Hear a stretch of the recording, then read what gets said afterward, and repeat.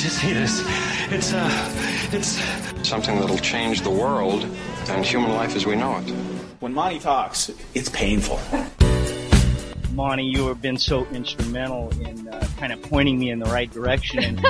It was about looking at your character defects in spirituality. It's the integration of clinical practices with the 12 steps. It's an absolute pleasure. He certainly knows a lot of people. He's got a lot of energy, and sometimes when you don't have so much energy, he picks you up and carries you. Having the Monty man there certainly helps. This is one of the places that is about the business of the solution.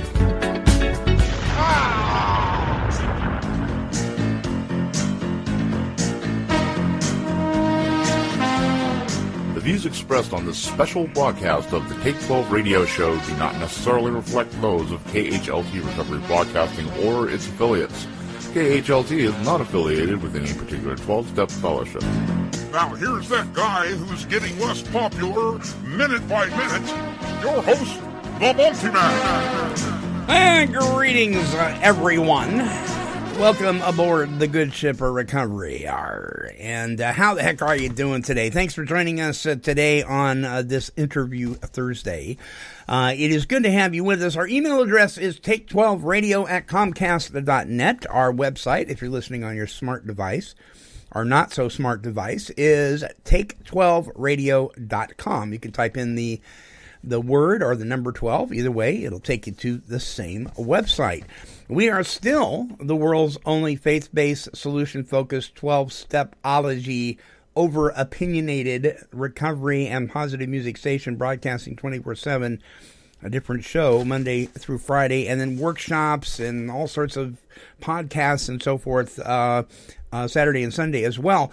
And remember, you can listen to our live stream 11 a.m. to noon, Monday through Friday, by just clicking on the live stream banner there towards the top of our page at take12radio.com.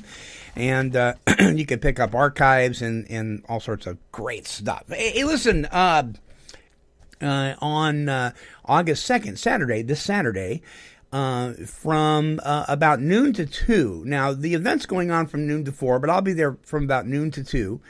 At the Come Rest a While annual barbecue. And this is going to be to benefit the Women's Sober Living organization, Come Rest a While. Now listen, some of you're kind of ticked off with the sober living thing, and I get it, because there are some organizations out there that are pretty well known that sober is probably the only thing going on. There's probably little recovery. And so you've kind of lost your faith in the whole sober living thing. Let your heart not be troubled, my friends. There are lots of sober living locations that are doing it right. Don't let your experience with one or two sour you, okay? Please don't. Sober living is very vital. And Come Rest a While, the ladies there do it right. Nancy and Sharon, they're something else. They really do. So this is a $10 barbecue. The food is going to be awesome. Kids under 12 are free. Come on down to the Come Rest a While Saturday, August 2nd, from noon to 4. I'll be there from noon to 2 at the TV Elks Club at 8350 Southwest Warm Spring Street in Tualatin, Oregon. I'd love to meet you, and I know you'd love to talk to the ladies. Lots of ladies, guys. Lots of ladies. Come on down and check us out. And then if you can't make that, I've got one more. And that is the Behavioral Health Professionals Networking Luncheon coming up Thursday, August 7th. It will be at the Chart House in Portland. I'll be broadcasting there from 11:30 to 1:30. I'll be there the whole time. And if you can make it down to that, it's at 5700 Terwilliger Boulevard in Portland, Oregon, at the Chart House. Now, I know some of you, we have a lot of listeners on the East Coast and the Midwest. We've got some in Dubai and Australia and all over the place. You don't know what I'm talking about. That's okay. I'm just talking to the local yokels right now. So, or if you're going to be in the area, check it out. You can find out all this information on our website at take12radio.com. All right? Okay. There you go. Taking care of some business there. Then once a month, we're at the Sober Portland Networking event somewhere in the Pacific Northwest. So you have an opportunity to come and check us out anytime you'd like to. If you're in the Albany area and at any time, and you would like to stop by the KHLT Recovery Broadcasting Studios, we'd love to have you. Give you a little tour of the small audio booth and the office and so forth. You can say hi to the fish, the cat, and the dog. So there that is there. All right, Steve Cole is my guest this week for this Thursday's Interview Thursday. And, I got to tell you, folks, we interview a lot of people. I was counting down. I was going through some of the archives. I used to make a copy of every show on a CD, and that gets to be kind of expensive. And then, we had the dawn of the external hard drives, and then that came out. And then we have the flash drives that you can, put your entire house on now. And so we have different ways of backing up all our shows. But I was looking back, we've done 3,000 interviews. I can't believe it. We are well into our 11th year now, and that just blows my mind. That's like 3,000 fifth steps. Oh my gosh. Well, I'll tell you what, if you want to check out what kind of character defects you have, listen to somebody's fifth step every day of your life. And, you may have to work on yourself a little bit. I know I have. But it has been an absolute pleasure and an absolute joy. And, we have authors and clinicians and celebrities and recovery musicians and all that kind of thing. But nothing is so much fun as when we get to have somebody on who is a listener, somebody that has been listening to our station, checking out our shows, and has emailed us and said, I've been listening to your broadcast. I enjoy the interviews. I would love to come on and share my story. And that's who we have today. We have Steve Cole. He is from Branson, Missouri. Steve, welcome to the show, my friend. Hello, Monty Man. It's good to be on here. Good to be talking to you finally. Yeah. Let me ask you, how did you hear about Take 12 Radio? I was scrolling through some Facebook postings, and I occasionally run across, some recovery-related stuff that I follow, and I saw that, and it's like, hey, I'm going to check this out and give it a listen. And lately, it's become a good chunk of my morning routine as I'm getting online and going through my email junk and stuff, and it gives me something to listen to and get a positive direction for my mindset for the day. Well, right on, man. I really appreciate that. That is so cool. So the internet isn't filled with all evil, is it? No. It's a tool like anything else. It depends on how it's going to be used and the personal choice of that individual sitting at his keyboard. Yeah, there you go. There you go. Well, Steve, you are from Branson, Missouri. How's it out in Branson today? Oh, it's a beautiful day today. We're finally getting into some cooler weather that's been dropping down, and some people are saying fall is going to be here early, but I got a feeling since we're just getting ready to hit August, we haven't seen the hottest part of summer yet. Yeah. Now Branson is of course, for many people that don't know, I can't imagine anybody not knowing, but Branson is a very popular city in the United States. Share with the listeners why. Well, Branson is known for a lot of different entertainment things. We have a few theme parks here. When it first got started, years and years ago, there was just a couple of theaters like the Bald Knobbers and the Presleys, which I don't think they're any relation to Elvis, but right. Started out with a lot of family entertainment venues as far as theaters that have anywhere from 2 to 6 shows a day.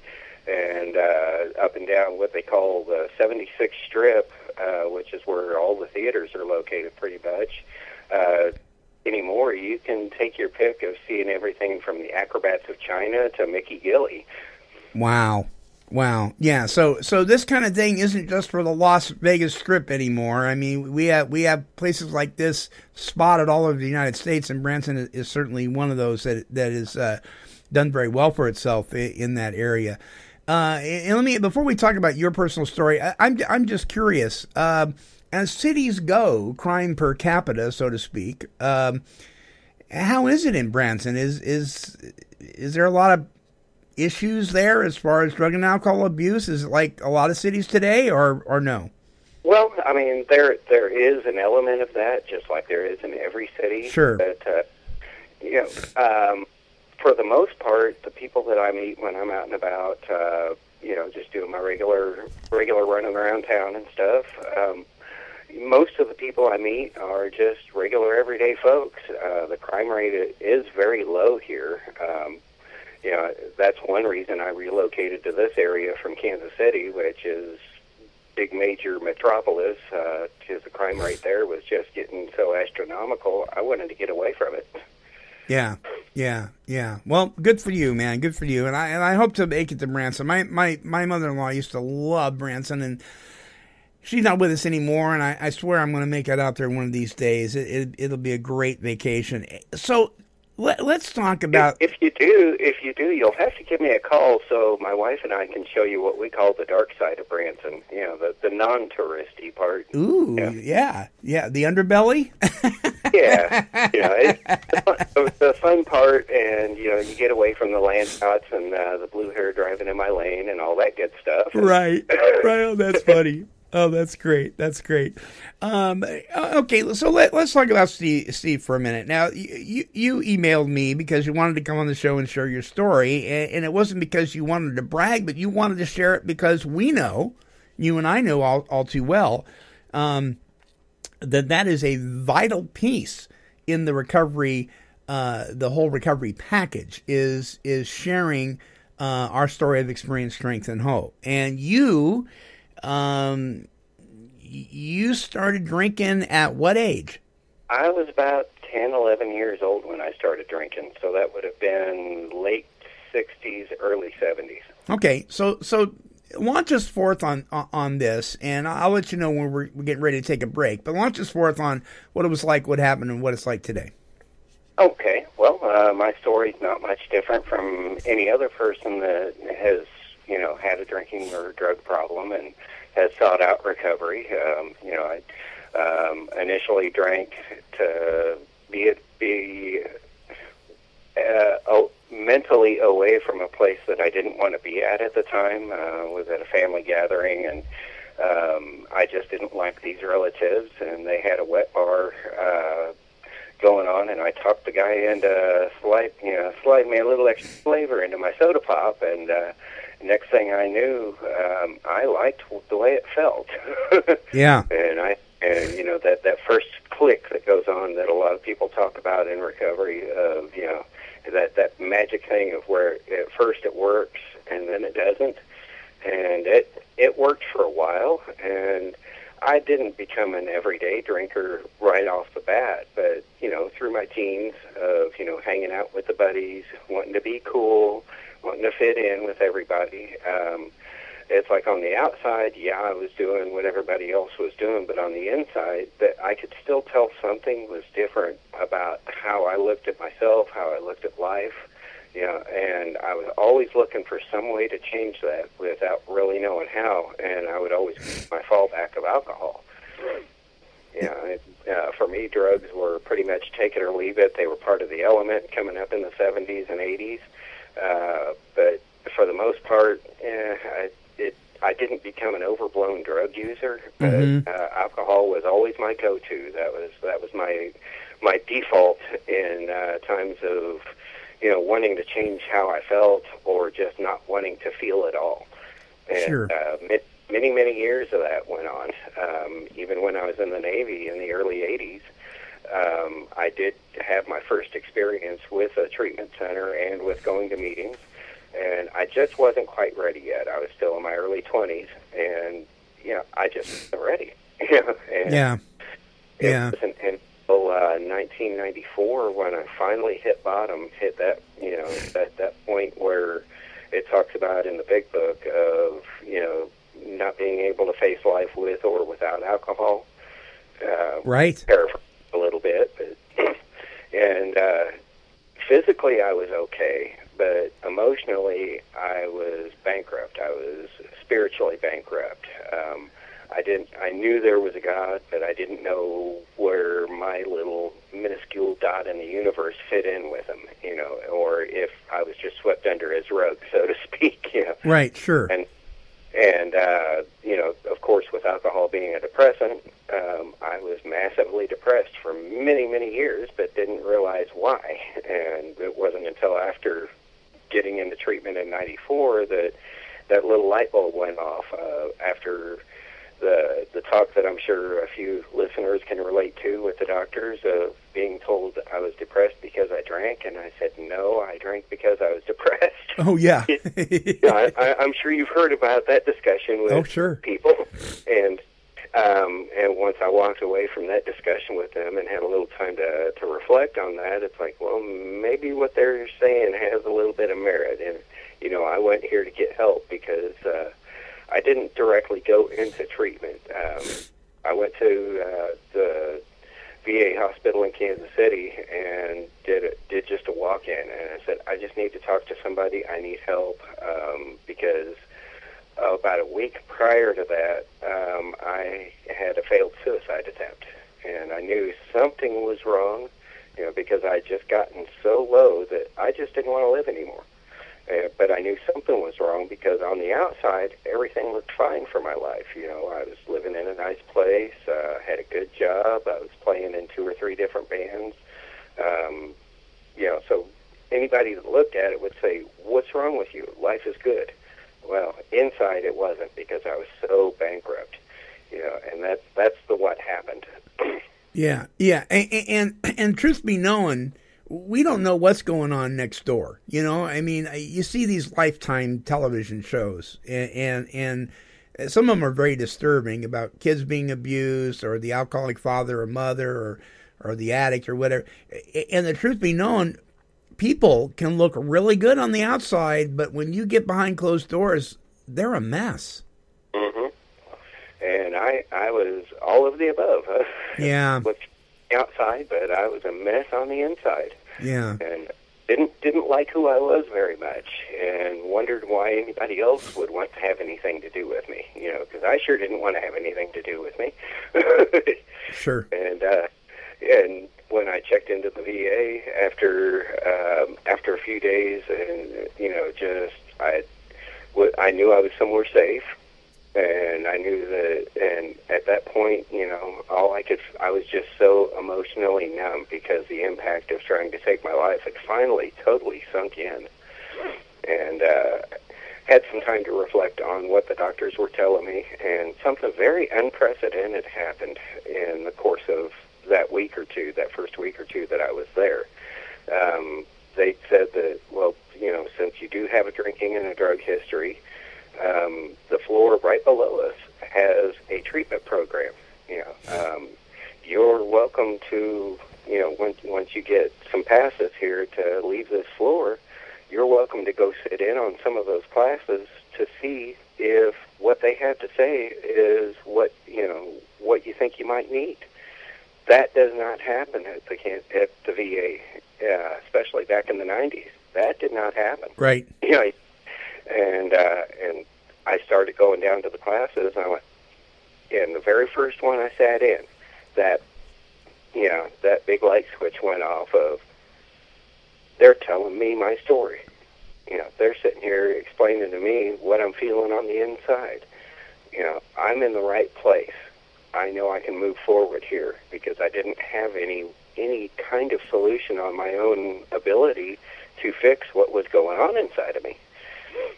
Yeah, and it's a real lonely place to be. So what a relief to to feel for once in a long time that there may be some other folks that are like you, right? Right. Yeah. Yeah. And, one of the counselors that I had once I was fully checked into the treatment program there, really neat guy.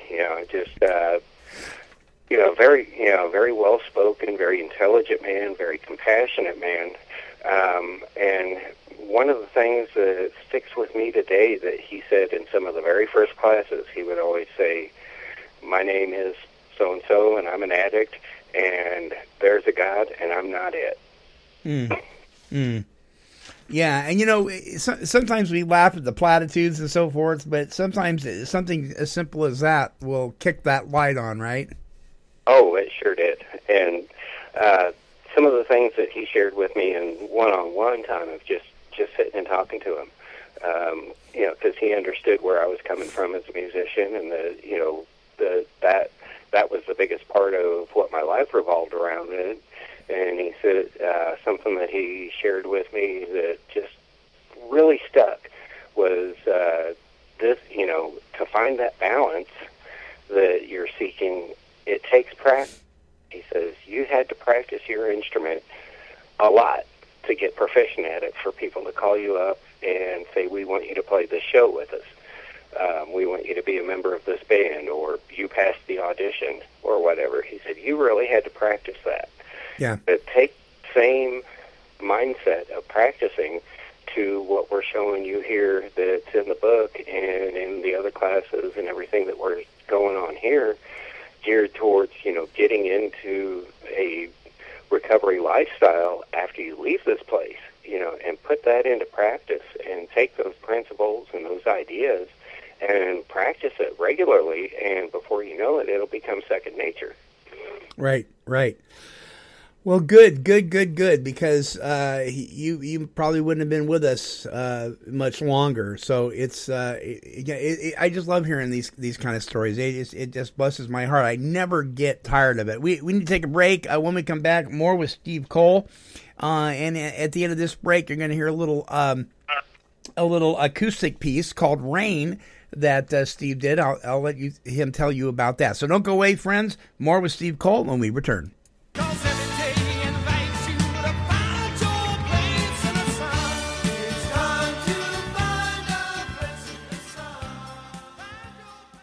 He's a little crazy, but then again, you already knew that. I got in like 3 fights when I was in grade school. All 3 of them were with the bully. We all know who they are. They're always a little bit bigger, they kind of smelly, and we duke it out.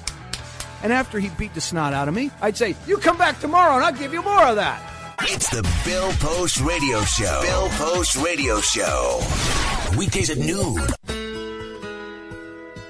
When it comes to drug and alcohol treatment, all of us here at Take 12 Radio understand how overwhelming it is to find the right facility for you and your loved one. The internet alone is flooded with drug and alcohol treatment centers claiming to be the one that can help achieve a life of abundance free from addiction.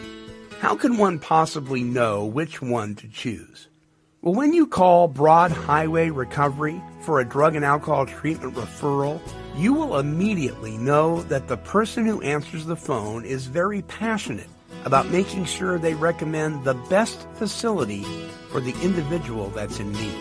They will narrow your search down to 3 drug rehab facilities based on the information that you provide. Each call is confidential, and each caller will be treated with the utmost respect and compassion. Look, you don't have to go through this alone.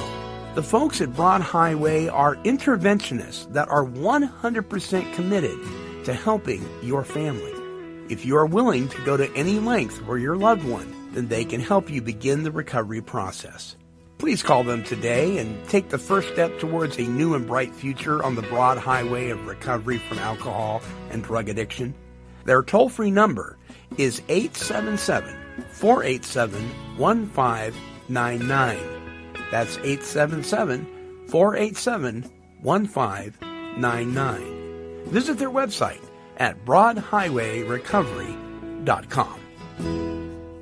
Origins Recovery Centers provides integrated inpatient treatment for substance abuse and co-occurring disorders. At Origins, clients receive expert medical, clinical, and spiritual care, individually designed for their needs. Our clients leave Origins with a foundation upon which they will build the rest of their lives. Call now to speak with an admissions specialist. Our toll-free number is 888-843-8935. That's 888-843-8935. Origins, delivering real solutions for real families.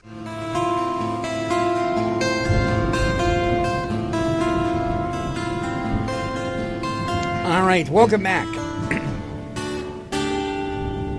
A little guitar piece that you're listening to there is called Rain, being played by Steve Cole, our guest this week. So how long have you been a musician, man, an active musician?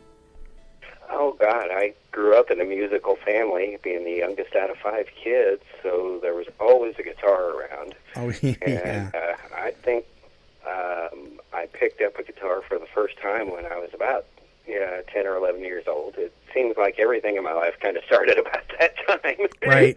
Right. And I got serious about playing music when I was about 15, 16 years old. And, bass guitar has always had an attraction to me. I just would always go towards the bass line. I would hear that better. I would feel it. And I played both at first, and then really started focusing on bass. And then as time went on and I started learning chord theory and stuff like that, the people that I was hanging out with and that were basically my music mentors, said, well, if you're going to play bass successfully, you need to understand what's going on with the guitar. So I started, playing guitar about the same amount as I played bass, but when it came to hitting a stage, it was always the bass. Always the bass. And I'm going to give out some web addresses here, folks. ReverbNation.com/layersdeep. And you if you're listening on your smart device, you can go to the website and find these. It's on the Interview Thursday page. ReverbNation.com/layersdeep. Facebook /layersdeep. And Twitter /layersdeep1. And Layers Deep is the group you are currently playing for, correct? Yes, it is. It's a band that started forming around February and March. I auditioned for them the first time in early March after I took a couple of months off from some things that happened right around January. A band that I had going that I was the band leader and business manager of for like 4 years just finally ran its course and fell apart. And as Providence would have it,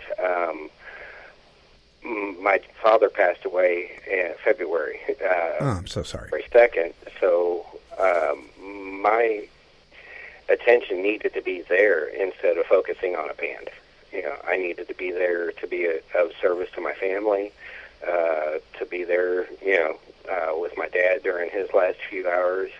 And it may sound odd to some, but it was a very peaceful passing, and it was just very wonderful that my oldest brother and I were in the same room with him. We were the only family members in the room when he took his last breath, and I'm grateful that I was able to be there with him when he took his last breath, because he was there for me when I took my first.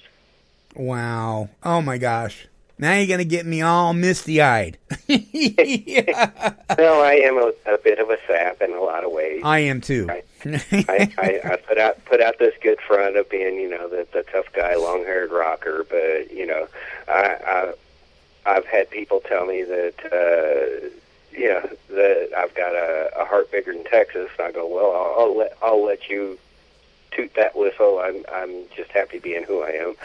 And Steve, isn't it true though? I mean, when you wipe away the veneer of whatever the look good is, and you remove, and I'm not saying just removing the substance that we abused is going to bring you into a state of being recovered, because we know it's more than just stopping or quitting whatever it is we do. It goes deeper than that. But having said that, isn't it interesting when you remove that, and when you remove the look good and all that kind of, you find the people in recovery, some of them are the most talented, tender-hearted, giving people in the world. True? Oh yeah. All the people that I've met through recovery, from starting out in Kansas City, where I grew up at, and in different travels, and moving down into the Ozarks region, and people that I've met online and talked to in some of the recovery chat rooms, and people that I've met at meetings, and we've connected on Facebook and talked to them on Facebook some. I've met some very compassionate, intelligent, talented people that have a lot to offer to society. Yeah, you bet. You bet. Well, let's talk about something that happened to you. You make the statement that there is nothing worth picking up over, and saw it. you really, you know, some people would say, well, that's easy for you to say. What have you been through? Well, you were in an automobile accident on August 10th, 2002. Yes, I was. And tell us about what happened. Well, I had been at a 2-day rehearsal with an out-of-town band that I was working with, and I was on my way home to have a barbecue with my family to celebrate my 8th anniversary. And I was on a 2-lane highway, and some people were behind a semi-truck heading the opposite direction. I'd seen them poking out from behind the semi, you know, for quite a ways back. And before I knew it, they whipped out around this guy and hit me head on. And the passenger that I had with me did not survive, and I had picked him up a few miles back as I'd seen him walking down the road, and I knew that if he continued walking and didn't get picked up, that he was going to hit a patch that was going to be very dangerous to be walking, and anything could have happened to him. So, like, I'm going to be traveling a good chunk of miles north. I can at least get this guy as far as I'm going. And in the course of the short conversation that we had, he asked if he could open up this bottle of booze that he had in his backpack, and I said, no, I don't allow open containers in my vehicle. I don't drink. In fact, and I shared with him that it was my 8th anniversary. I said, whatever you choose to do once you leave the car, that's fine. But I was able to share a little bit of the message of recovery with this guy in the short amount of time that we shared, the space in my vehicle. Right. And he was still alive when I was being placed in the ambulance, and they were extricating him with the jaws of life out of his side, and the helicopter had already landed him to transport him to another hospital. I don't know how I found out, but by the time my family got to the hospital, they were telling me somebody passed away in the accident, and I was telling them that my passenger passed away in the accident, but there was no way for me to know that. The only thing I can attribute it to is, this guy could have been a guardian angel. Right. Or I didn't get hurt any worse, or when his spirit left his body, he could have, stopped in while I was kind of in and out of consciousness to thank me for the ride. I don't know. Sure. And it's interesting because I was honored here not too long ago by being asked to deliver a message at a church not long ago, and I chose the topic of why does God permit the suffering of His people, and one of the things that I said was, I said, do you think that God doesn't test you? God doesn't tempt you, but life's full of tests. You don't know when you are what the good book says, entertaining angels unaware. Mm-hmm. You just don't, and that could be. Yeah, it just gives me goosebumps. You don't know. I mean, it may be, it may not be, but the truth of the matter is, something really special happened between you and this guy, and something important happened to you through this whole process. And one of the things that you had to go through, you had to learn to walk all over again. Is that right? Yes, I did. Wow. And I had to relearn how to think again to a certain degree, because my brains got pretty scrambled in the accident. And I would point to my right leg, and the word left would come out of my mouth. Oh my goodness! But in the course of that, I just when I was more lucid after the accident and getting settled into my hospital room and all that, I was a little bit more lucid. With a couple of days after that, another guardian angel made an appearance. Wow. Because one of the nurses' aides came in and was cleaning up the room, and this particular hospital used a lot of contract service nurses and nurses' aides and stuff like that. And this gal was in there cleaning up the room, and I was married to my second wife at the that I'm not married to anymore. But she was at the hospital, and she asked this gal, it's like, look, he's got this big open gash from the seatbelt on his chest, and he's, nobody's cleaned up his hair or anything like that. It's like, can you do something about this? And she said, well, it's really not my job, but let me see what I can do. And a little while after, she came in with the tub of all that, no-rinse shampoos and soaps and stuff like that, and cleaned me up and got all the tangles out of my hair and all as much glass and stuff and dirt out of my hair as possible, and got this open wound I had from the seatbelt cleaned out as best as she possibly could. But the whole time that she was doing that, there was just such an overwhelming sense of peace in the room. And we got to talking about it, later, and we went up to the nurse's station, and we wanted to find out, who this girl was, who this nurse was, and give her a thank you card or something, for taking care of me, since nobody else had, Right. And her name was not on file anywhere. Nobody knew who she was. Wow.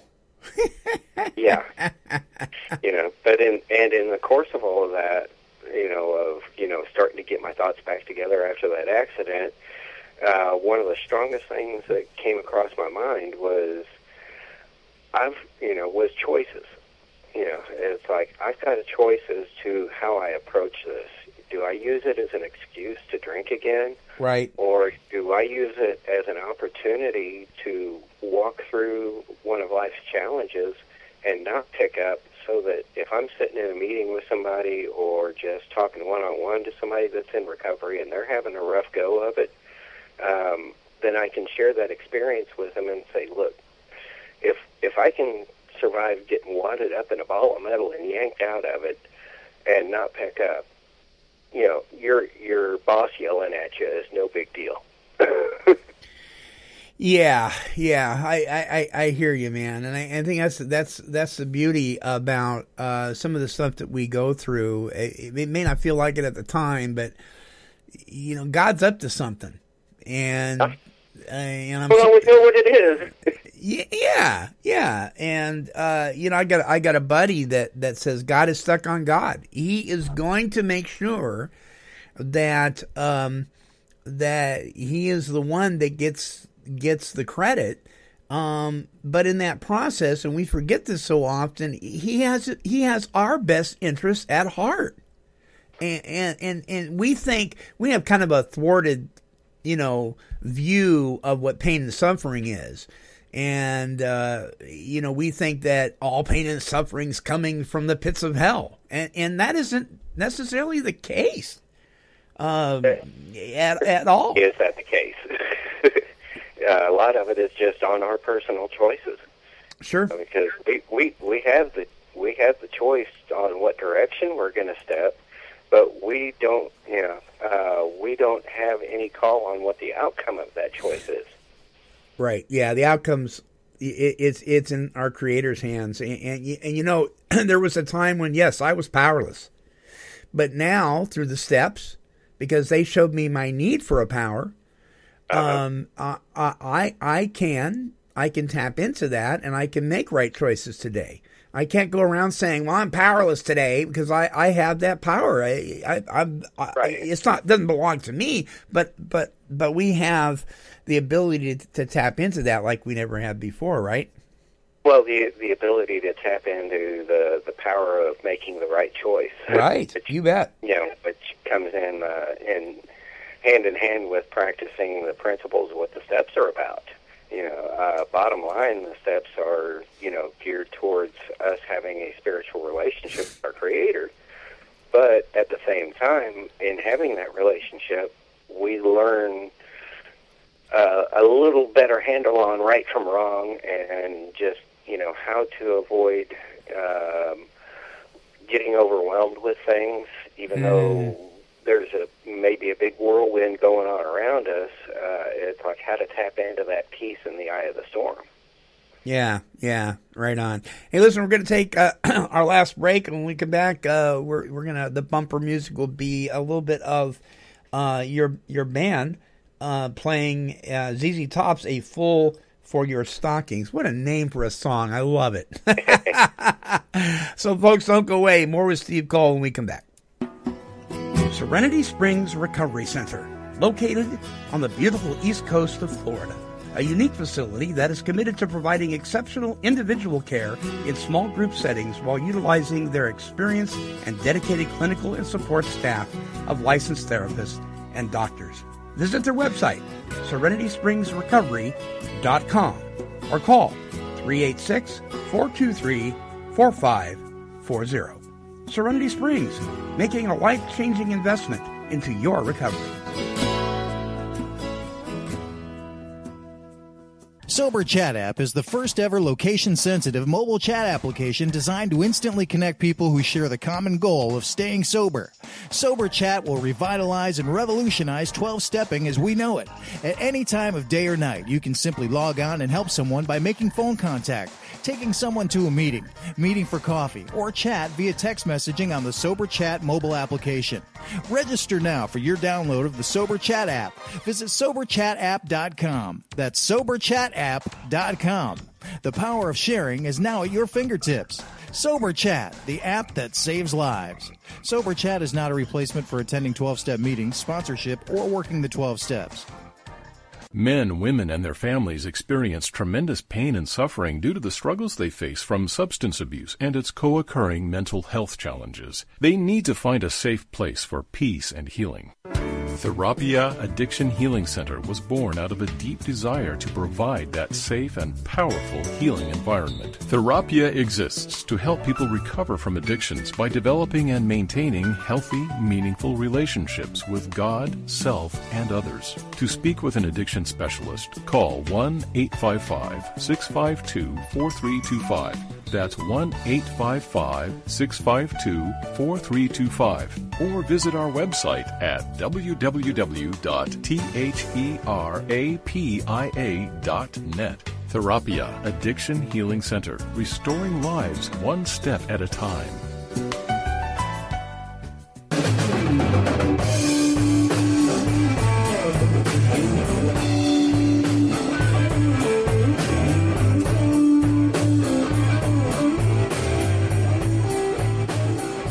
All right, and welcome back. And there's a little piece of A Fool for Your Stockings by the band Layers Deep. You can visit the website at reverbnation.com/Layers Deep. Visit their Facebook at Facebook/Layers Deep, or Twitter /Layers Deep 1. And check them out, like their page, spread the news. You know what? A man is a fool if he doesn't like good rock and roll. That's my opinion. Well, I was raised on rock and roll, even though there was a good variety of different styles going on in the house that I grew up in. Oh, yeah. My son's a musician. You put any instrument in front of him, and he can play it within about 5 minutes. He blows my mind. I don't care. My oldest brother is like that. Isn't that amazing? And I don't care if it's a cello, a piano, a harmonica, the bass. It's amazing to me, and I sit there in awe, and the kid's 16, and I'm just like, wow, and he tells me, he goes, Dad, I really get a kick out of the young talent coming up these days. Yeah. These kids, I see like these little Asian kids that are 6 years old, mastering these pieces that, I'm going, were they born with that in their hands? I know. It blows my mind. Steve Cole is my guest today, and he's been sharing some of his story, what it was like, what happened, what it's like today. So today, Steve, as we're winding this thing up, do you work with others in the fellowship that you're in? As much as I possibly can.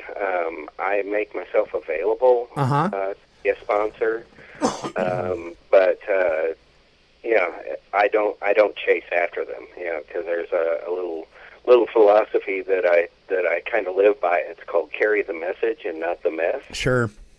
And it's funny, August 10th of this year, I will be celebrating 20 years sober. Wow. I want to kind of do a little preface back to the beginning of my story. My sobriety date should be May of 1994, but and this is for people new in recovery recovery, to have them get a grasp of, relapse is not mandatory, but it does happen. Yeah. And I had a short relapse after getting out of treatment. I've been going to meetings, and I've been going to studies, and I've been, talking to people regular on the phone. But there were a couple of things that I was missing, and that's why I relapsed, because I didn't have all the tools yet. So, even if you're making use of every tool that you can have at your disposal, there still we're not immune from picking up a drink or a drug again.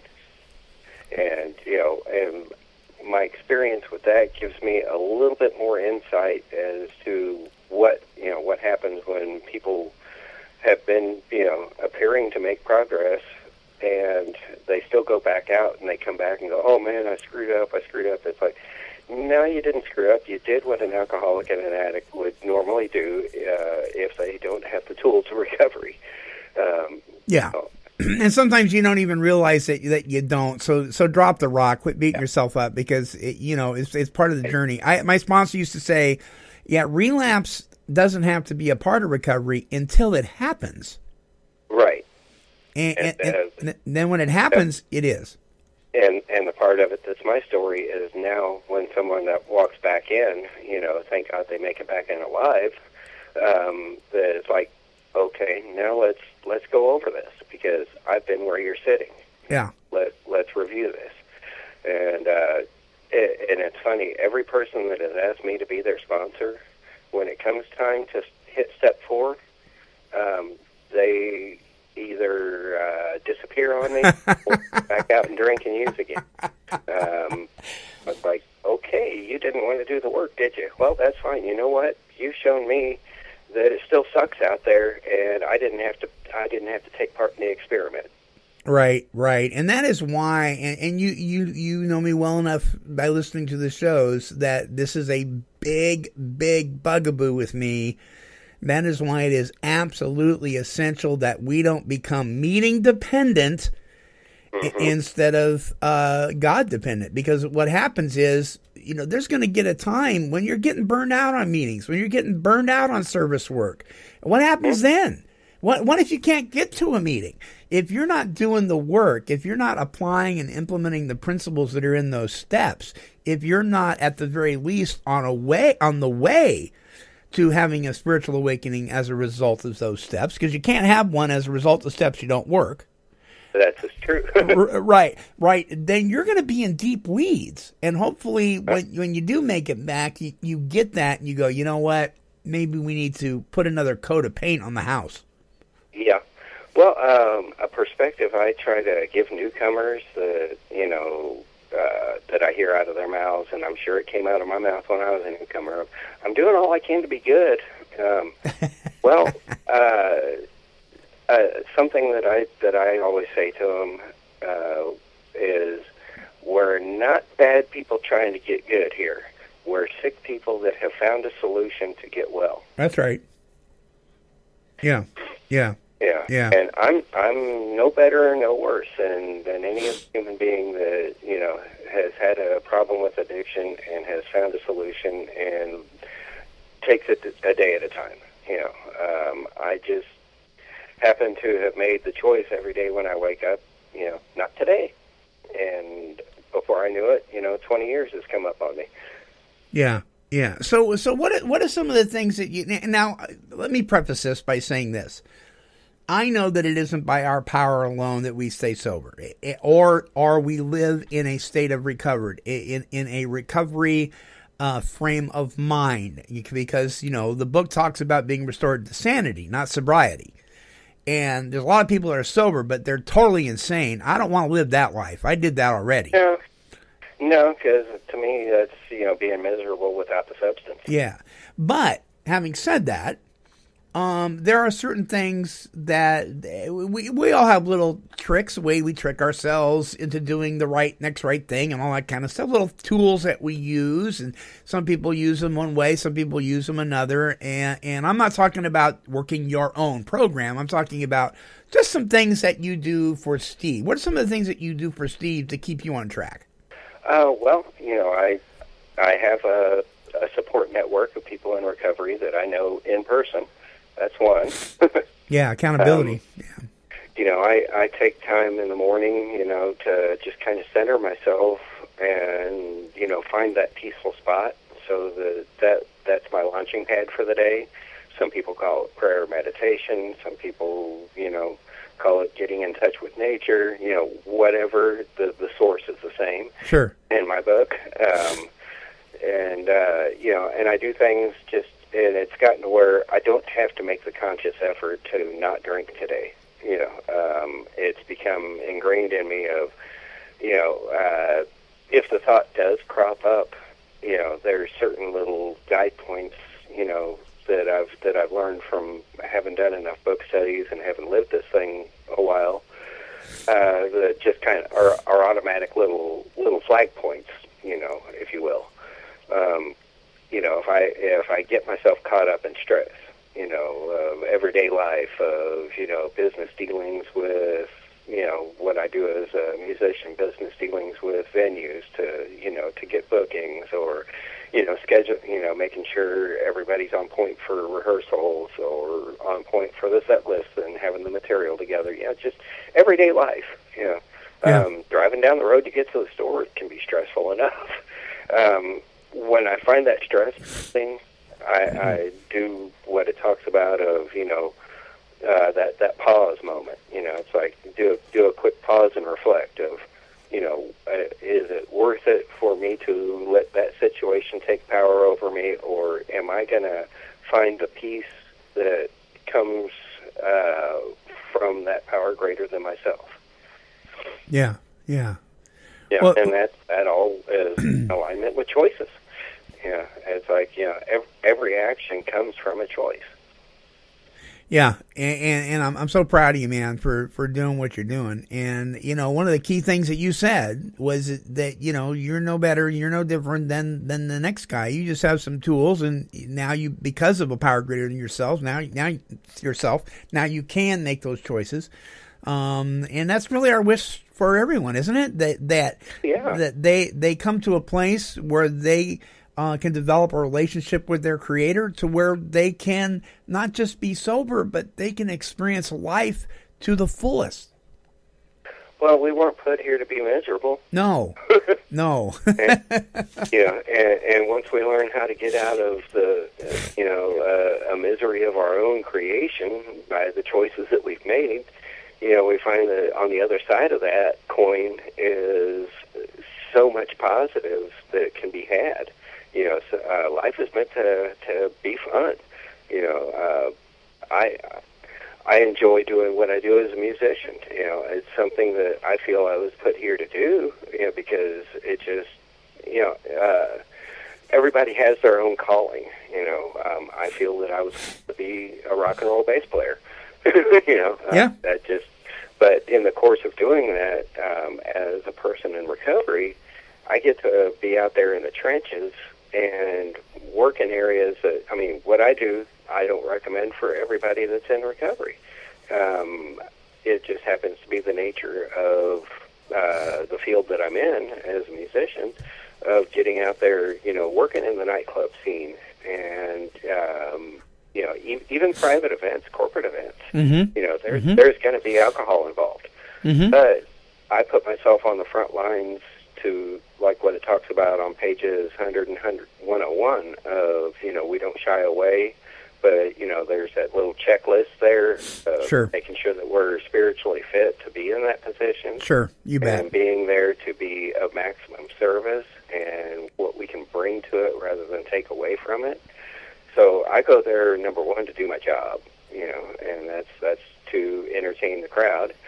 And in doing that, you know, I'm not even thinking about a drink. I'm just there, you know, doing my job as a musician, right?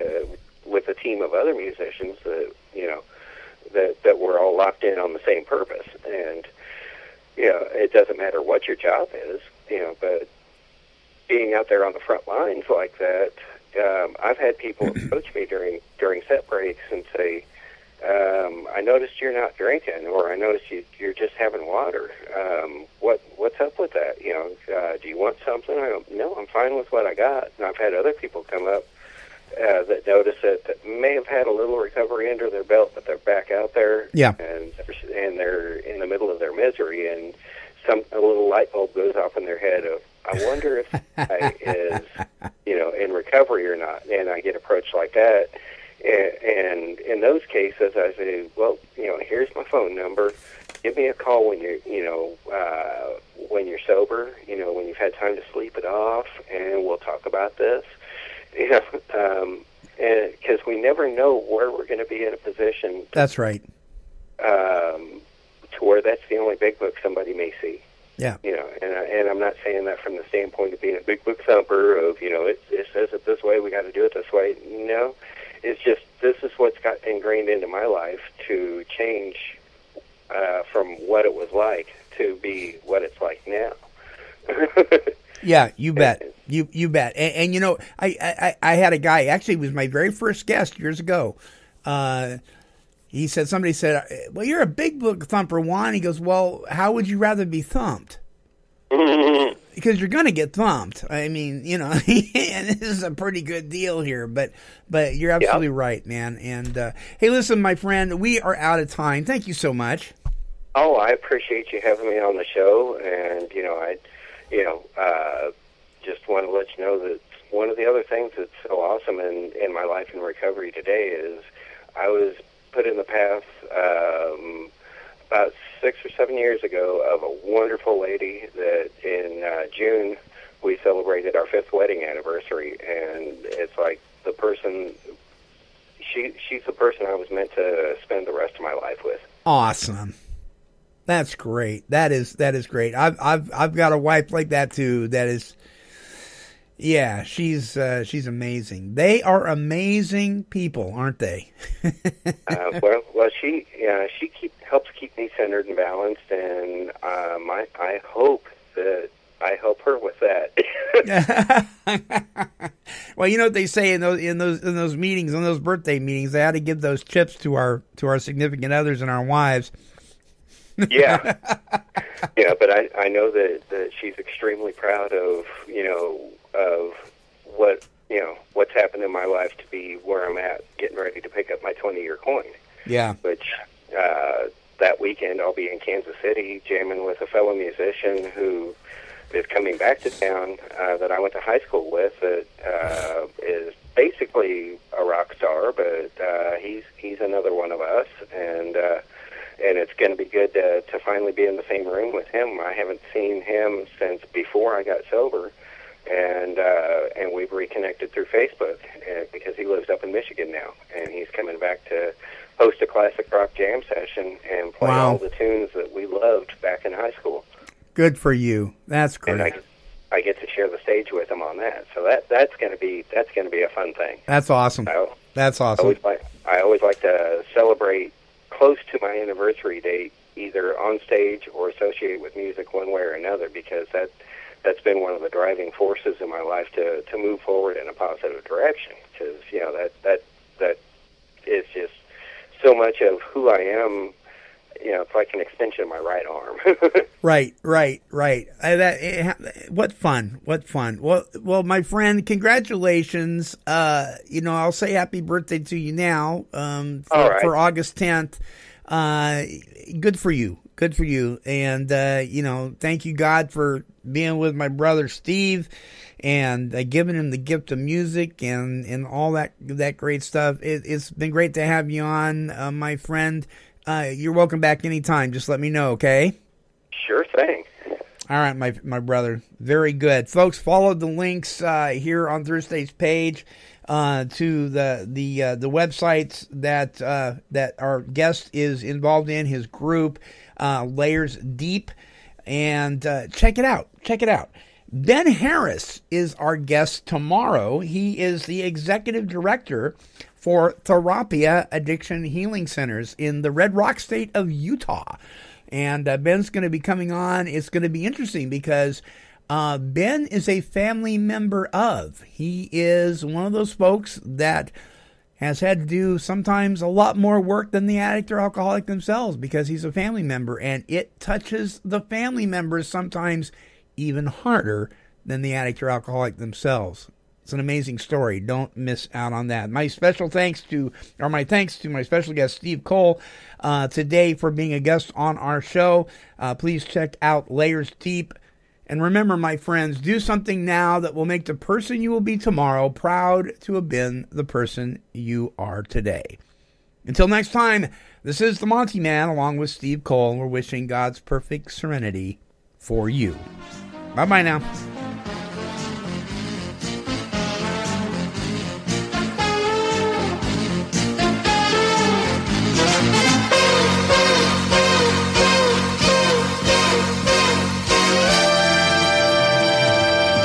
This has been a broadcast of KHLT Recovery Broadcasting.